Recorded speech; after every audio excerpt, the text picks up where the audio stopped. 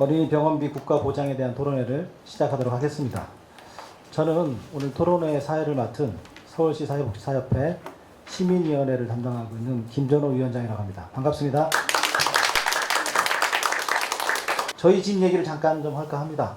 왜냐하면 저도 대한민국이라는 나라에서 3남매, 초등학교 3명의 자녀를 키우고 있는 그 아버지이기 때문에 또 그 토론의 제목처럼 아이들 병원비 관련된 과거에 좀 경험이 있거든요. 저도 그런 경험이 8년 전에 있었습니다. 저희 큰 아이가 지금 초등학교 5학년인데 5살 때죠. 그때 병명이 이제 급성 혈소판 감소증이라고 해서 어느 날 갑자기 온몸에 점상 출혈, 빨간 점들이 막 생기기 시작했어요.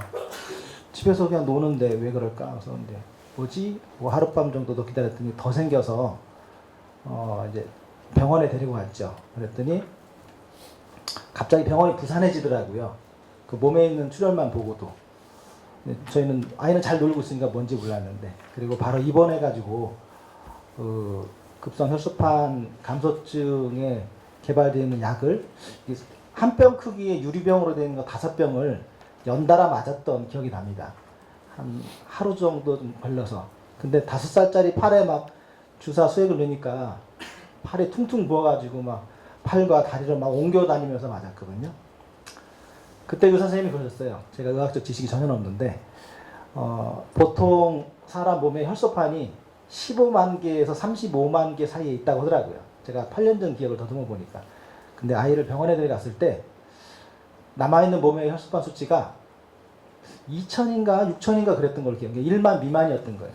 최저 15만원 있어야 되는데. 그 상황이 어떤 상황인지 아이는 잘 놀고 있어서 몰랐는데 몸 안에 장기에서 출혈이 발생하면 지혈을 시킬 수 없기 때문에 바로 사망할 수 있는 수준이라는 거예요. 아이는 잘 놀고 있으니까 잘 몰랐던 거죠. 그리고 그 약을 투여하고 20만까지 수치가 올라가서 일주일 뒤에 퇴원했어요. 근데 또 일주일이 지난 사이에 다시 2만으로 떨어져서 다시, 그러니까 재발해서 다시 병원에 입원한 거죠.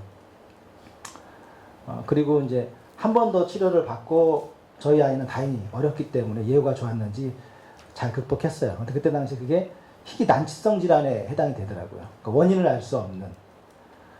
근데 이제 제가 드리고 싶은 말씀은 뭐냐면 똑같은 병원에 똑같은 기관에 똑같은 약물을 투여하고 똑같은 의사 선생님한테 진료를 했는데 첫 번째 입원했던 거와 두 번째 입원했던 병원비가 엄청난 차이가 나는 거예요, 갑자기. 그래서 이상해서 물어봤어요. 태어나면서 두 번째. 왜 차이가 나냐 했더니 쉽게 사망할 수도 있는 수치인 1만 이하일 때만 그 주사 수액을 맞는 그 병에 맞는 치료약을 맞는 그게 건강보험 수가 적용이 된다는 거예요. 근데 두 번째 왔을 때는 2만이었기 때문에 보험 적용이 안 돼서 내가 다 부담해야 한다는 거예요. 근데 의사 선생님이 왔을 때 병원에 갑자기 부산스럽고 바로 입원하고 난리법석을 떨었던 이유는 아이가 바로 사망할 수도 있기 때문에 이게 혈액 채취를 하는데 지혈이 안 되더라고요. 계속 누르고 있는데 30분, 1시간이 돼도. 가장 형편이 좀 안 되면 1만 미만으로 떨어질 때까지 아이를 병원에 못 데리고 가는 상황이 되는 거죠. 아이가 사망에 이를 수 있는데 그걸 지켜봐야 되는. 아이 키우는 데 있어서 아이들 생명을 돈 때문에 놓치게 되는 이런 우리나라의 국력 대비했을 때 참 안타깝거나 부끄러운 부분들이 많잖아요. 그런 것들을 다시 한번 되짚어보고 변화될 수 있는 계기가 됐으면 좋겠습니다. 세상을 바꾸는 사회복지사 세바사의 이명묵입니다. 어린이 무상의료, 어린이 병원비 국가 보장에 대한 이제 역사를 우리가 만들어 나가는 거기 때문에 오늘을 시작으로 여러분들이 관심 갖고 또 힘을 모아서 늦지 않은 시간 내에 병원비 때문에 고통받고 있는 그런 각 가정의 부모님들에게 담비와 같은 그런 복지 정책이 하루속히 만들어지길 바라면서 토론회를 시작을 하겠습니다. 제가 최근에 겪은 어떤 그 병원비 사례를 하나를 같이 보고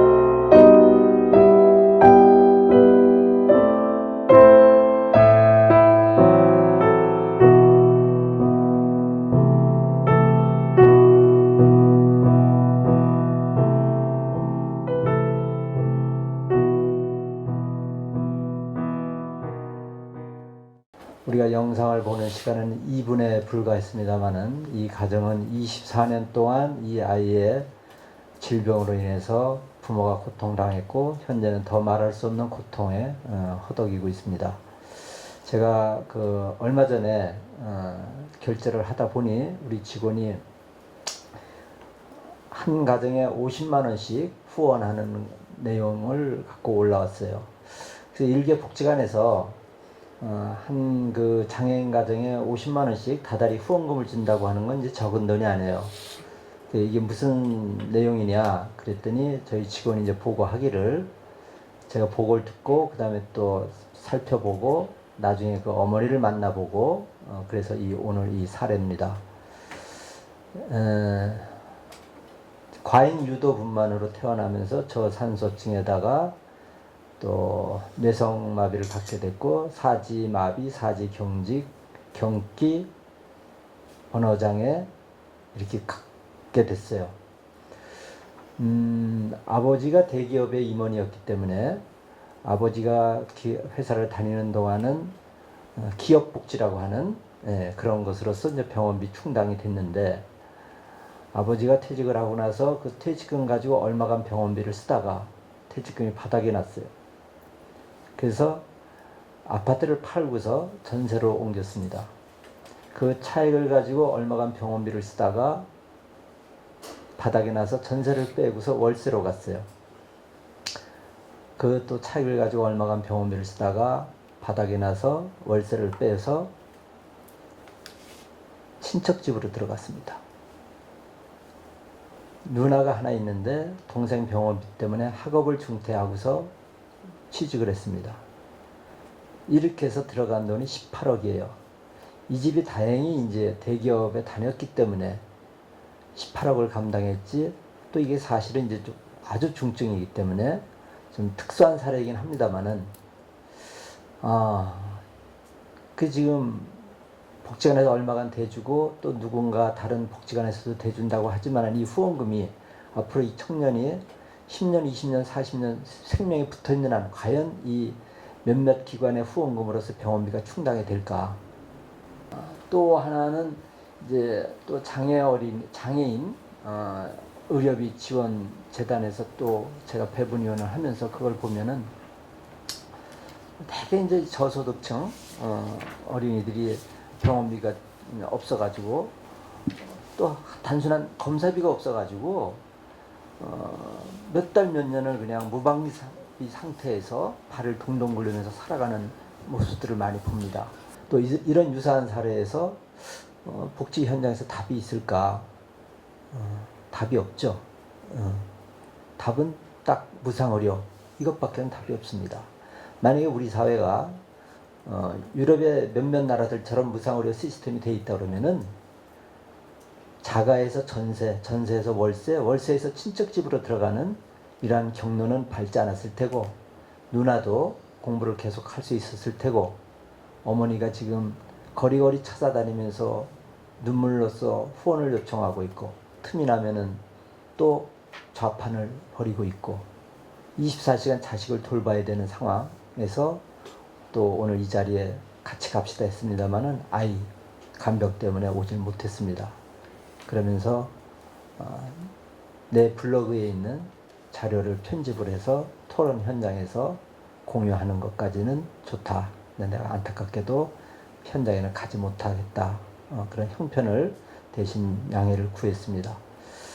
자, 그래서 조금 이제 심한 사례기는 해요. 그러나 뭐 병원비 때문에 고통당하는 가정이 한둘이 아니고, 또 다달이 이 어린이 의료보험을 붓고 있는 가정들이 85%나 됩니다. 이 85%의 가정들이 자동이체되면서 빠져나가는 돈이 과연 얼마일까? 그것이 정말 아이들의 건강을 위해서 쓰인다고 볼 수 있을까? 아니면 보험회사 근거만 채워주고 있는 건 아닐까? 사실 지금 흑자가 나는 근거는 아직 사실 정확하게 분석되지는 않았고요. 근데 이제 정부가 주장하기로는 건강한 노령화로 설명을 합니다. 그러니까 그동안에 우리 사회가 건강보험 재원이 거의 매년 10%씩 증가를 했는데, 물론 이제 조금씩 보장성을 확대하는 효과도 있고 인구가 계속 조금씩 늘어나는 효과도 사실 있긴 있는데요. 그동안의 건강보험 재원을 주로 이렇게 늘게 만들었던 요인이 노인층이었습니다. 65세 이상의 의료비 자체가 전체에서 차지하는 비중이 계속 늘어나면서 이게 이제 건강보험 재정 지출을 끌어올렸던 건데, 최근 들어서 이게 증가폭이 노인층에서 좀 줄어들었어요. 증가폭이 좀 기울기가 좀 줄어들게 되면서 애초에 계속 증가할 거라고 생각하면서 이제 건강보험 재정은 설계를 한 건데요. 보험료라든지 이런 게. 근데 이제 지금은 노인 의료비에서 증가율이 약간 좀 줄었습니다. 그래서 노인 의료비가 좀 지출 증가율이 좀 줄어든 거 가지고 두 가지 해석이 가능한 건데, 정부는 이걸 이제 건강한 노령화, 국민들의 건강 수준이 좋아졌기 때문에 예전에 동일 연령대의 노인들에서 대비 의료 지출이 좀 줄었다, 이렇게 설명을 하는 거고요. 시민사회단체에서는 또한 다른 측면으로 노인 의료비 지출이 좀 줄어드는 거는 보장성이 낮기 때문에, 그러니까 병원에 의료 이용을 할 때마다 자기 본인 부담이 과하게 발생된단 말이죠. 요것 때문에 노인들이 의료 이용을 줄인 결과다, 이렇게 이제 해석을 하죠. 그래서 결국에는 어찌됐든 이거는 흑자 재원이 남아있는 이상, 계속 누적되고 있는 이상, 이거는 건강보험 보장 확대에 써야 되는 것이 저는 맞다라고 봅니다. 근데 이제 그 둘 중에 뭐가 저 결정적인 요인이냐는 저는 잘 모르겠고요. 저는 반반 정도로 해석을 합니다. 공단에서 제 생각에는 이제 올해 17조, 그러니까 내년 가면은 이대로 가면 한 20조 가까이 되겠죠, 흑자가. 그러면 이제 절반의 이제 그 유보금을 가져야 된다는 것도 이제 벗어나게 되고, 그렇지만은 지금 무상의료 이 흑자를 무상의료 쪽으로 보장성 확대로 돌리자고 하면은 그때 엄청난 돈이 들어가고, 한번 그 20조도 하더라도 한번 뭐 1년에 10조씩 쓰고 나면 금방 바닥 날 테고, 그러니까 그럼 받기 쉽지 않을 텐데, 어린이 거는 그 5천억 아니면은 전체 해봤자 뭐 2조 5천억이니까 이것 때문에 뭐 못하겠다 이렇게 또 대답은 쉽지도 않을 것 같아요, 그쪽에서. 그러니까 우리가 요구하기 좋고 받는 사람도 크게 부담 없이 받을 수 있고, 또 정치인들도 국민들 여론이 모아진다 그러면은 할 수 있지 않나, 이렇게 좀 긍정적인 기대를 갖고 있는 거죠. 그래서 다른 계층 대비 소아의 입원 본인 부담 무상 의료를 했을 때에 특별하게 더 도덕적 해이가 유발되진 않았다라고 보는 것이 일반적인 견해고요. 물론 이제 거기에 대해서 약간 평균보다 더 높았다라고 하는 연구도 있습니다, 사실. 근데 그거 미치는 영향이, 건강보험 전체 재원에 미치는 영향은 굉장히 미미한 정도에 불과하기 때문에 그렇게 큰 의미는 없는 거였죠. 근데 문제는 이제 이 민간의료보험 가입률이 80%고, 그런 가입하지 않은 20%는 중에는 부자도 있지만은 그게 한 절반 정도는 가난하기 때문에 이 민간의료보험을 못 드는 사람이 있다는 얘기죠. 그러니까 이걸 그대로 갖고 가면 빈곤계층의 의료 보장이 해결이 안 되기 때문에 우리가 이제 무상의료 시스템을 이제 상상을 하는 겁니다. 우리 어린이 병원비 국가보장 추진연대에 대한 제안을 순서가 있는데, 제가 그 말씀을 드리겠습니다. 왜 우리 연대 단체들이 이런 추진 운동을 하게 됐는지, 제가 올해로 사회복지 현장에서 일한 지 30년 가까이 되고요. 또 30년 동안 봐왔던 것 중에 하나는, 매년 이렇게 연말이 되면은 소암, 백혈병, 또 심장병, 희귀난치성 질환 어린이 병원비 지원 모금 운동하는 걸 봅니다. 뭐 교회에서도 하기도 하고, 어떤 법인에서 하기도 하고, 기업에서 하기도 하고, 복지단체에서 하기도 합니다. 그걸 볼 때마다 저는 사회복사로서 저거 어떻게 잘 됐으면 좋겠다, 나도 얼마간 좀 보태야지, 이런 생각이 들기도 하지만, 그거보다 더 강한 생각은, 대한민국에는 나라가 있나 거야 없는 거야, 도대체 저렇게 고통당하고 있는 아이들이 몇 명이나 된다고, 거기에 치료비가 얼마나 된다고, 그 아이들의 생명을 이렇게 모금에 의존을 하는가. 10억이 모금되면 10명을 살리고 100억이 모금되면 100명을 살리고, 그러니까 나머지 아이들의 생명은 포기하는 건가? 왜 나라는 이 일에 대해서 수수방관하고 있는 거지? 근데 또 가만 보면은 그 모금 단체에서 얼마가 모금됐고 몇 명의 어린이를 지원했고 지원한 어린이들 중에 몇 명이 생명을 건졌다, 치료가 됐다라는 자료를 또 본 적이 없어요. 그래서 제가 우연한 교회에 그쪽에서 일하고 있는 후배한테 물어봤어요. 선배님 그거 공개 못합니다. 그거 공개하면은 모금 안 됩니다. 무슨 얘기냐? 모금 금액 가지고 아이가 치료가 되고 생명을 건지는 경우도 있지만은 이게 타이밍을 놓쳐가지고 또 생명을 잃는 아이들이 꽤 있다는 얘기예요. 기껏 후원하고 모금했지만은 생명을 잃는 어린이들이 꽤 있다는 걸 사실이 알려지면은 모금 어렵습니다. 그러는 거예요.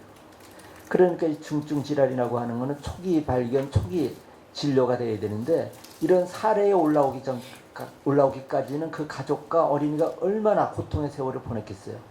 이제 어떤 단체에서 후원금이 연결됐을 때는 이제 때를 놓쳤을 가능성도 있고 그런 거죠.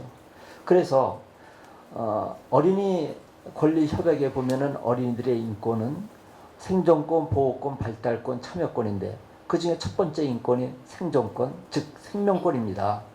대한민국이라는 나라에서 어린이들의 이 생명권을 지키는 데는 아까 발표에서 봤다시피 그저 한 2조 한 5천억 정도, 또 병원비, 입원비만 보장하는 데는 5천억이면 돼요. 그 돈을 국민 세금으로 쓰든 아니면은 건강보험 흑자 재정으로 쓰든 정부가 그 돈을 써서라도 이 입원비 100% 국가가 책임지겠다, 아니면 모든 의료비 국가가 책임지겠다 라고 했을 때 어떤 국민들이 반대하고 비난을 할까, 이런 생각을 합니다. 그래서 저희가 조금 이렇게 연대단체들과 여론의 준비가 조금 부족했음에도 12월 1일 날 이런 토론회를 갖는 것은 또 곧 시작될 각종 단체의 이런 모금운동에 대해서 저희는 반대 입장을 분명히 하면서 그 단체의 행위를 반대한다기보다도 그걸 반대를 통해서 국가의 책임을 촉구하는 이 나라의 정말 나라라고 하는 존재의 그 의미를 국민들과 함께 다시 한번 되새김하면서 이런 운동을 시작을 하려고 하는 거죠. 그래서 짧게는 내년 총선도 있고 또 그 다음에 대선도 있기 때문에 국민들이 공감하고 힘을 모으면은 어린이들의 건강권, 생명권은 우리 뜻있는 여러분들의 힘, 또 앞으로 합류하는 여러 단체들의 힘으로써 우리가 지켜낼 수 있지 않을까. 그래서 우리는 작년 6월 달에 4월 달에 세월호 사건을 보면서 많은 사람들이 미안하다 그랬습니다. 아이들한테. 저는 이 소암 또 심장병 모금을 보면서도 미안하다는 생각을 하는 거예요. 왜 저 아이들의 생명을 우리가 지켜주지 못하고 모금에 의존할 수밖에 없을까? 그런 세월호에 대해서 미안하다고 그러고 이런 모금을 보면서 미안하다고 하는데 더 이상 미안하지 말고 우리가 먼저 나서서 이런 국가 보장 추진을 하면서 이것을 실현시킨다 그러면은 이제 더 이상 그 미안한 마음 없이 아이들도 건강하게 뛰어놀 수 있고 그 병원비 때문에 고통당하고 있고 자기의 가난을 한탄스러워하는 부모들의 그런 한 맺힌 그런 호소도 해결할 수 있지 않을까, 이렇게 생각하면서 저희는 이 운동을 오늘부터 본격적으로 시작하려고 합니다. 이 자리에 같이 해주신 여러분들께 감사드리고 또 같이 하지는 못했지만 현재 17개 단체가 힘을 모으겠다고 공식적으로 연락을 해왔고요. 우리가 1월 말에 출범을 하기까지에는 20개, 30개 연대단체들이 모일 것이고 또 운동을 해나가다 보면은 500만 명, 1000만 명, 2000만 명 국민들이 뜻을 같이 해줄 거라고 기대를 합니다. 네, 감사합니다. 과연 우리 국가 재정에서 또는 건강보험공단의 재정에서 만 13세, 14세 기준 했을 때 아이들 병원비를 다 국가 부담이라 하지만 결국은 이제 공단에서 부담하는 거잖아요. 현재로서는. 그게 가능할까 했는데 그게 통계치를 보게 되면 이제 실감이 좀 되죠. 그래서 저희가 왜 이러한 운동을 전개하고자 하는지 또 이것을 제대로 정책으로 반영이 될 수 있도록 노력하고자 하는지에 대한 부분을 아마 발제를 통해서 현실감 있게 아마 들으셨을 겁니다. 네, 그러면 토론을 마치도록 하겠습니다. 감사합니다.